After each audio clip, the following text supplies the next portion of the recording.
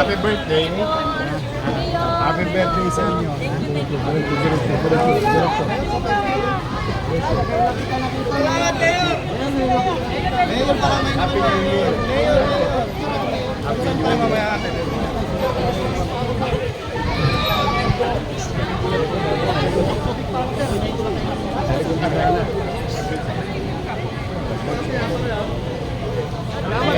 Talikod na tayo. Imam.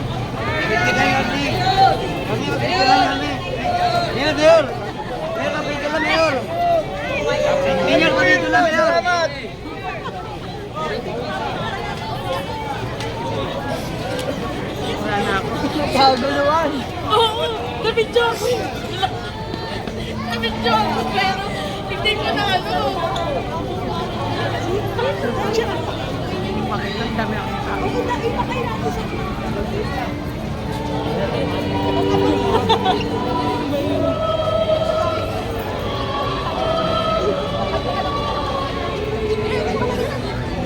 ako, dito, dito, dito, dito, dito.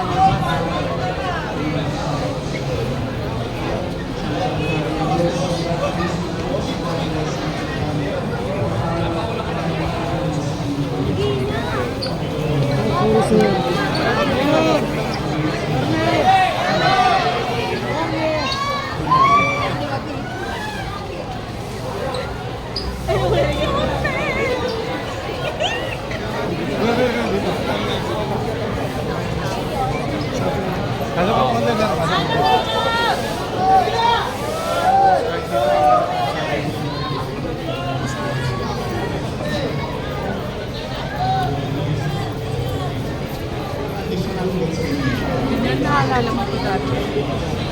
Nagkakapiyar mo yung mga bento. Naalala ko si Mix Dog.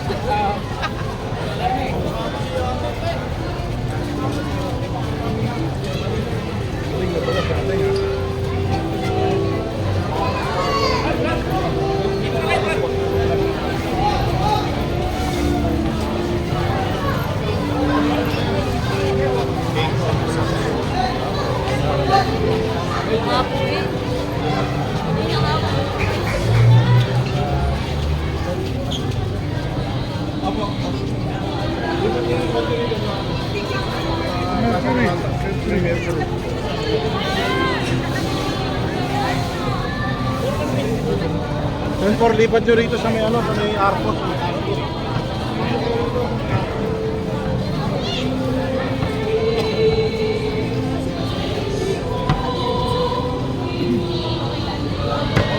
Dati mo nagpasok.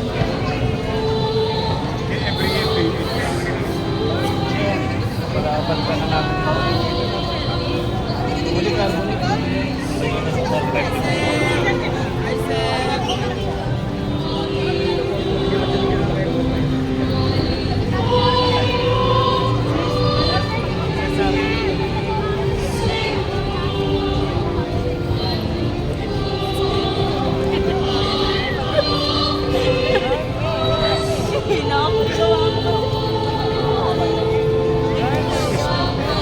Bilang side ko.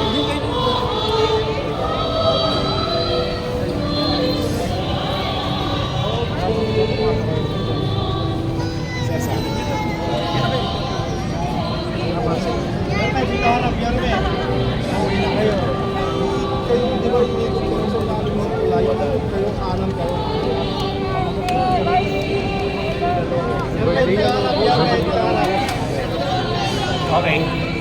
Oh. Dito na dito ha. Sino mag-interview? Asan na si ano? Ah, si Maris. Ah, si Maris. Sir, sandali. Lagyan ka natin. Wala ka tayo para wala. Lagyan mo na.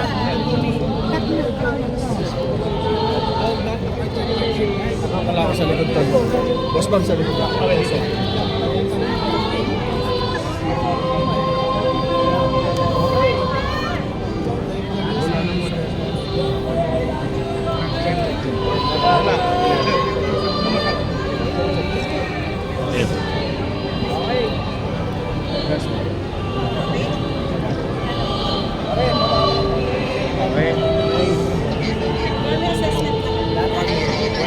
As you can see, no, Marisa, nakiusap na tayo dito sa Villalobos, at Hidalgo. Kayo ang ating mga naghahanap buhay na mga kapitbahay ay year on year, talaga naman na kailangan maibigay ko na libre na walang arang. But then again, ang karyedo naman when I assume talagang non-negotiable siya because the great volume of people are riding LRT coming from Cavite, Parañaque, Las Piñas, Pasay towards sa Simbahan. The same manner on the other side, on the northern part of Metro, which is Bulacan, Caloocan, at Manila, sa northern Manila, will use Carriedo stations to go to church. At dito naman sa Boulevard, clear naman yan lagi. So yung galing naman sa east, which is Marikina, Cubao, Rizal. So far, we are ready in a way as it is, as it was during the time. Happy naman ako. Nakakapasok na maayos ang tao kasi as you hear, marami nang nagsisimba. It's gonna be continuous masses as stated by the church, but activities will start this afternoon, late afternoon. Ready naman na. So sa ating mga deboto, manggagaling sa buong Luzon, ang gala po namin silang tanggapin sa Luzon. Just for the record, sir. Ayun, yung dito kasi wala talaga. Sanay ang mga taga-Quiapo sa tagubili ng pamalang lungsod taon-taon about making this space open. Pero, alam mo naman, yung ruta, siyempre meron diyang maghaharimunan, magpapakasakaling kahit papano, kumita. Wag lang nilang haharangan yung mga itinalagang ruta ng translasyon at ialay natin yun sa mga deboto. Kung sa ledgi-ledgi lang sila, maaaring uunawain natin. Ngunit may hinihingi naman akong responsibilidad na kaakibat nito sa mga maghahari mo na. Huwag na kayo nagkakalat na mga stick, no, na maaaring makasugat sa mga paa ng mga deboto dahil generally, great majority ng deboto naglalakad ng nakapaa. At year on year, ang isa sa mga injuries ay foot injuries. At hanggat maaari, huwag magbebenta ng mga botelya. Inuming nasa bote or glass. Meron naman ng mga plastic ngayon, but keep it to yourself. Keep it to, put it in sa tamang sisidlan. Maging responsable silang maghanap.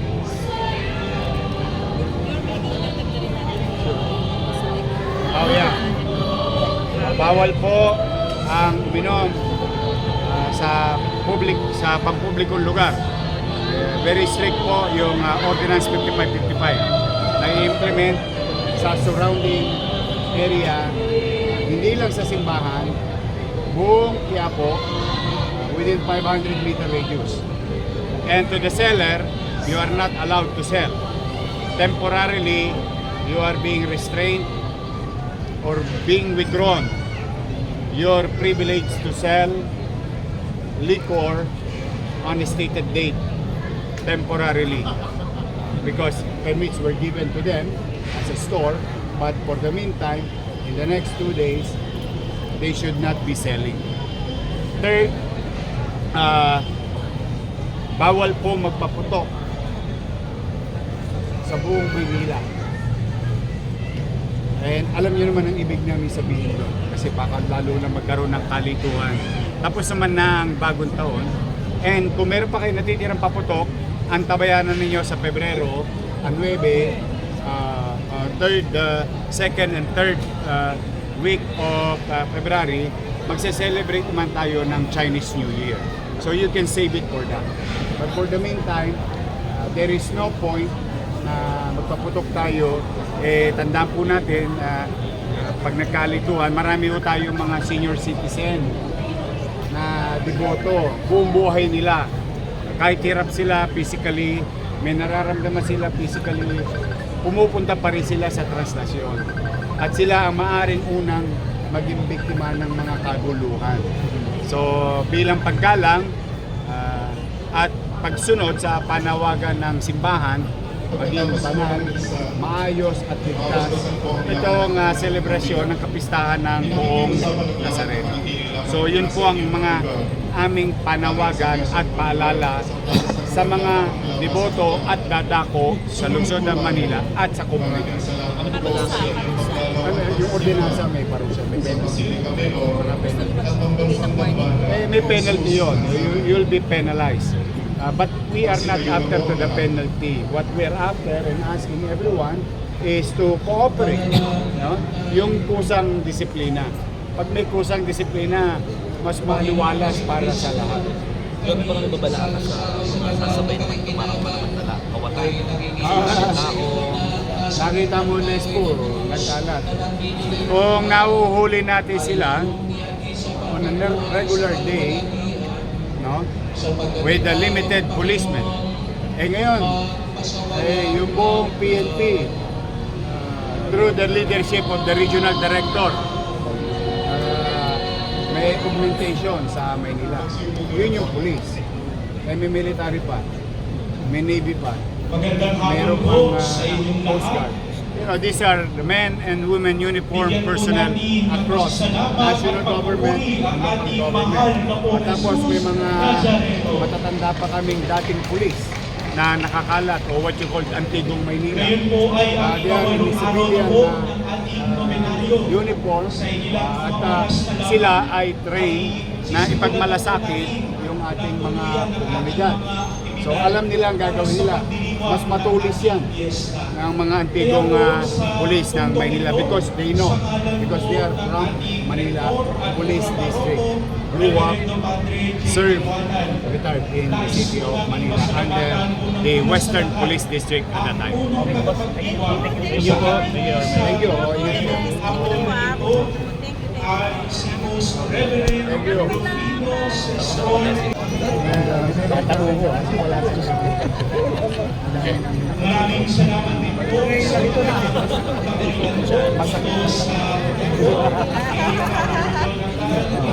sige. Ingat kayo.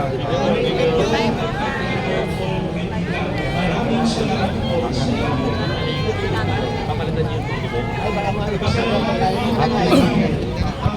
iba't iba po Pwede po yan.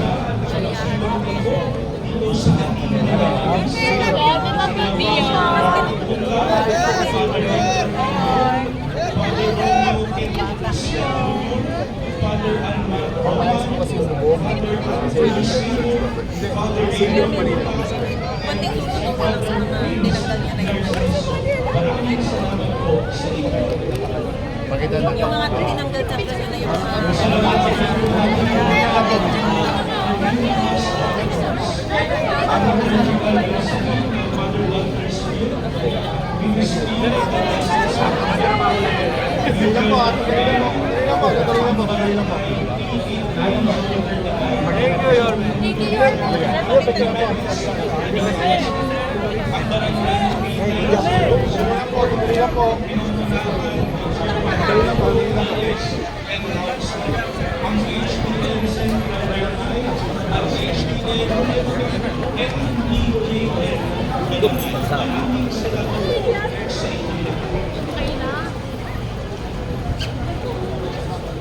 para bukas sa ating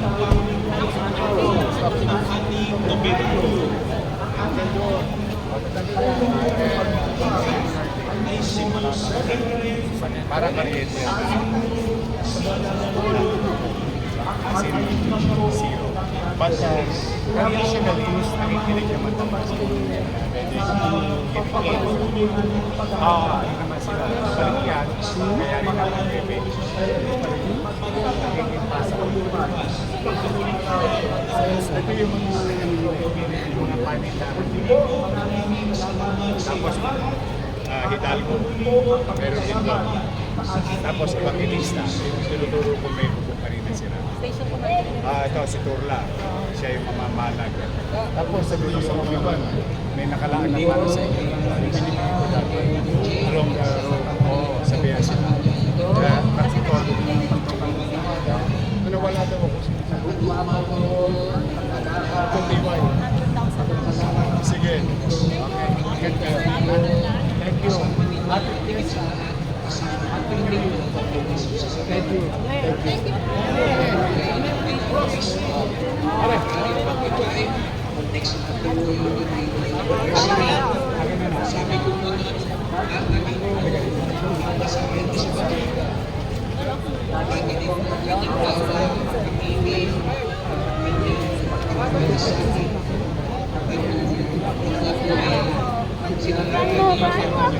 Kasi kami sa Facebook. Ngayon.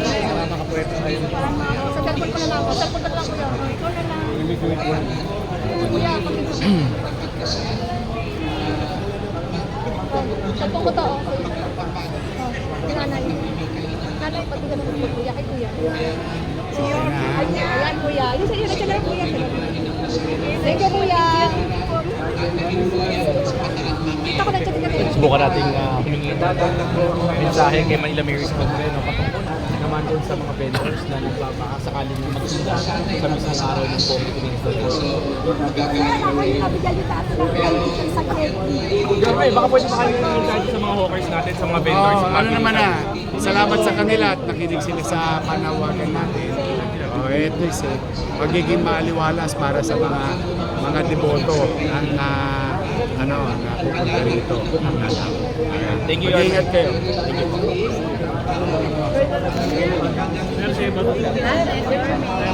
Happy New Year. Nakakamusta ka ng mother ko. Kaso matanda eh. Saan tayo? Sa Good morning.